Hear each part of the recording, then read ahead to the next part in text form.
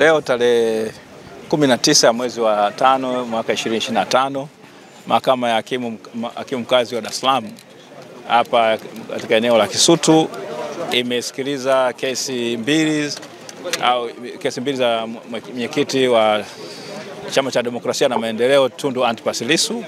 Kesi hizo ambazo ya kwanza ilikuwa ni ile kesi ambayo anatuhumiwa kwamba anataka kufanya uhaini dhidi ya Jamhuri ya Muungano wa Tanzania kwa maneno ambayo aliyasema tarehe 3 ya mwezi wa 4 mwaka 2025. Na vile kesi ya pili inahusika na swala la kusema kwamba alichapisha taarifa ambazo si sahihi mtandaoni ambazo zinasema maneno mbalimbali kuhusiana na serikali ya Jamhuri ya Muungano wa Tanzania. Katika kesi ya kwanza ilikuja chini ya hakimu mfawidhi Kiswaga wa hapa mahakama ya Dar es Salaam, mahakama ya hakimu mkazi Dar es Salaam. Na katika hoja hizo mambo ambayo yajitokeza ni kwamba leo kwa mara ya kwanza hii kesi kwa mara ya pili mshtakiwa Tundu Antipas Lissu amekuwa mbele ya mahakama ya wazi. Mara ya kwanza ilikuwa mahakama ya wazi siku ile tarehe 10 ambapo alikuwa ameshtakiwa tarehe 10 ya mwezi wa 4. Baada ya hapo ikatokea sintofahamu ya kuzuia watu kutokuja mahakamani. Lakini leo kesi imesikilizwa katika mahakama ya wazi, bali kwamba kulikuwa na changamoto nyingi sana za kuweza kupata watu wengi kuweza kuingia mahakamani, lakini idadi ambayo ilijaza ukumbi mahakama ulijaa iliweza kushiriki. Sasa katika kesi hiyo kwamba upande wa serikali umesema kwamba unaendelea na upelelezi, bado upelelezi haujakamilika, hoja ambayo ilipingwa vikali sana na mawakili wa upande wa mshtakiwa. Na hapo kumbuke hii ni kesi ya uchunguzi wa awali kwa sababu mahakama hii haina mamlaka ya kusikiliza hiyo kesi.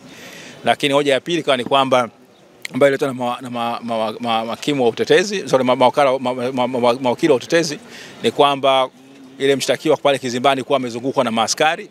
Mawakili wa utetezi tulipinga kwa nguvu zote kwamba anatakiwa, kuna ile dhana kwamba mtu anapoletwa mahakamani anatakiwa achukuliwe kama mtu asiyekuwa na hatia, na mwisho wa siku hakimu amekubaliana na sisi kwamba atakiwa anapokuwa kizimbani kuwa amezungukwa na maaskari. Kwa hiyo angalau kujenga heshima ya mahakama, lakini amesema maagizo serikali au askari kufanya upelelezi namna gani wanaweza kuhakikisha usalama au kanuni gani zitaweza kuwaongoza kuhakikisha usalama unakuwepo bali kwamba hata pale mshtakiwa anapokuwa yuko kizimbani. Kesi ya pili, kwa hiyo kesi hiyo baada ya hapo ikawa imeahirishwa hadi tarehe hakimu akatoa agizo kwamba siku ya tarehe 2 ya mwezi wa 6 upande wa mashtaka uje na maelezo sahihi ya kuweza kueleza mahakama upelelezi umefikia wapi. Kwa hiyo tuko hapo, lakini baada ya hapo hakimu alituruhusu kuweza kukutana na mteja wetu kwa nusu saa kwa sababu ni vigumu sana kwenda kule gerezani Ukonga na kuweza kukutana naye. Kwa hiyo tulipata nafasi ya kuweza kukutana na mteja wetu. Ilikuwa ni changamoto kuweza kuwaweka askari wa magereza watu achie ile faragha ambayo tunahitaji kama mawakili na washtakiwa. Mshtakiwa anatakiwa kuwa nayo.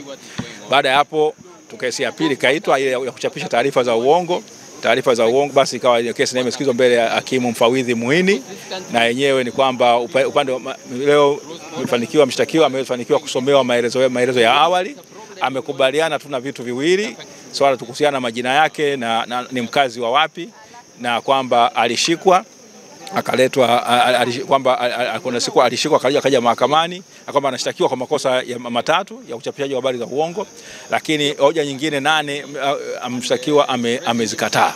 Kwa hiyo kuna hoja mshtakiwa amesaini na mawakili wake, tumesaini maelezo kwamba kuna mambo ambayo yanakubalika ni mawili katika yale 10, kwa hiyo mambo 8 yanabishaniwa. Upande wa mashtaka umesema kwamba utakuwa na mashahidi wasipungua 15, lakini wataangalia uzito wa mashahidi hao. Lakini upande wa utetezi tukadai kwamba tupewe ile taarifa ya yule mlalamikaji ambaye alikwenda kulalamika kule polisi, ambaye tumeelezwa kwamba kuna mtu alikuwa anapitia kwenye mitandao akaona hizo taarifa ambazo zimechapishwa na Jambo TV na kwenye YouTube. Basi hakimu ameamrisha kwamba tupewe upande wa mshtakiwa apewe hiyo maelezo ya yule mlalamikaji. Kwa hiyo tunategemea upande wa mashtaka watatupatia hiyo taarifa mapema ili kuweza kutusaidia kuweza kujiandaa.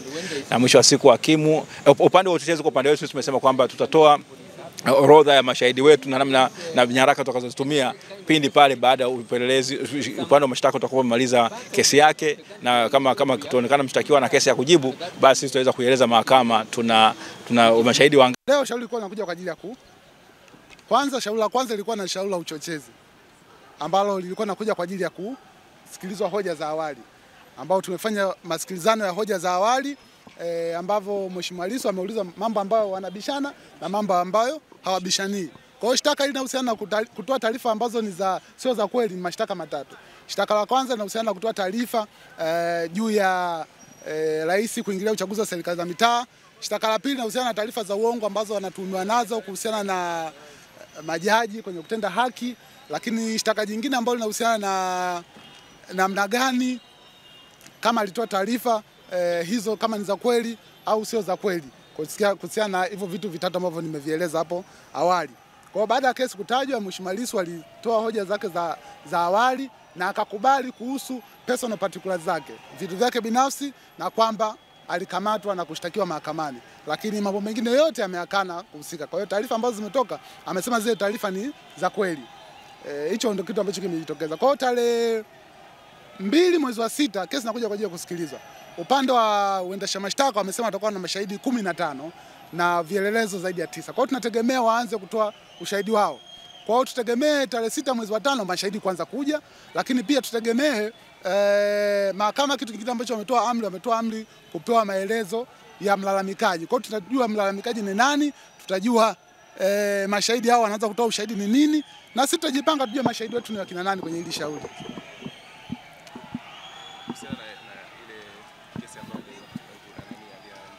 Okay. Kesi ya Waini yenyewe inakuja tarehe 6, lakini na yenyewe sio kwa njia ya mtandao tena. Tarehe 2 mwezi wa 6. Na yenyewe sio kwa njia ya mtandao. Yenyewe inakuja kama ilivyo nyingine. Kwa hiyo masuala ya kesi kwa mtandao yameisha. Kwa hiyo tunategemea kesi zote zitakuwa mtu anakuja anasikilizwa kesi zake zote.